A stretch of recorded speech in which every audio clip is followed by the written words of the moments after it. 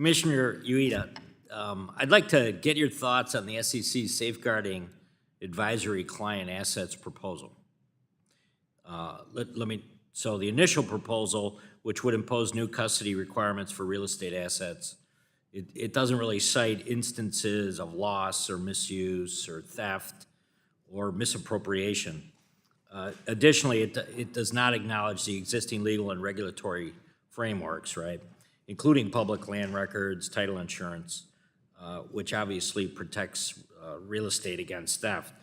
So going from funds and securities to any client assets would be kind of a dramatic expansion of the custody rule. Do you believe it's appropriate to include real estate in the initial proposal, given the potential effect this could have on residential and commercial real estate? And then is the SEC hearing about this? Are you hearing anything about this in the comments at this point? Well, my view is any rule we do needs to be effective, efficient, and appropriately tailored. At a very high level, should there be efforts made to safeguard assets that are entrusted to someone else?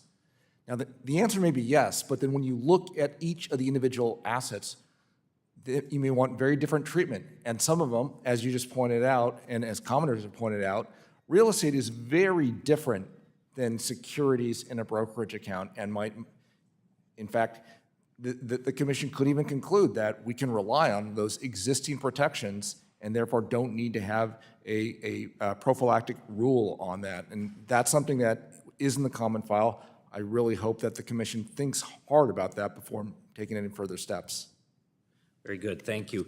Commissioner Lazarga, the predictive data analytics proposal notes, it may be difficult or impossible to evaluate a particular covered technology or identify any conflict of interest associated with its use or potential use.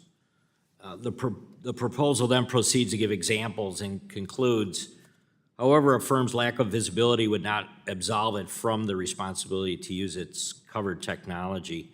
So for a given rule, do you believe it's fair to tell registrants that even though they may not be able to determine whether they are in compliance with the rule, they're still liable under the rule? Sir, the predictive data analytics rule, is my understanding, is going to be reproposed in response to comments from market participants. So I think it's premature for me to prejudge what that's going to look like and the specific question that you're raising and how that will look. So I think I'll reserve judgment. Let me just ask you then, so what are your concerns in and around that, or what would you be looking for, I guess? I don't have any concerns with the idea of ensuring that firms meet their best interest obligations and that advice to investors isn't conflicted when it's provided through electronic means. And so that general principle I agree with. It's a question of what the details look like. Okay, thank you. The recent proposal by a fixed income clearing corporation to adopt SEC requirements to essentially clear U.S. government securities would apply in an extraterritorial way so that transactions between a bank's foreign branches and foreign counterparties were there is no U.S. nexus. The SEC clearly did not consider whether sponsoring members could accept foreign counterparties from every relevant jurisdiction as sponsored members or issues surrounding the time frame in which transactions by an entity across the globe must be submitted for clearing, considering the FICC does not operate 24 hours daily. Commissioner Ueda, did the SEC consider anything a more nuanced approach than the application during the rulemaking process? What the one-size-fits-all is, I think, what we've become used to. Would you put it in that category?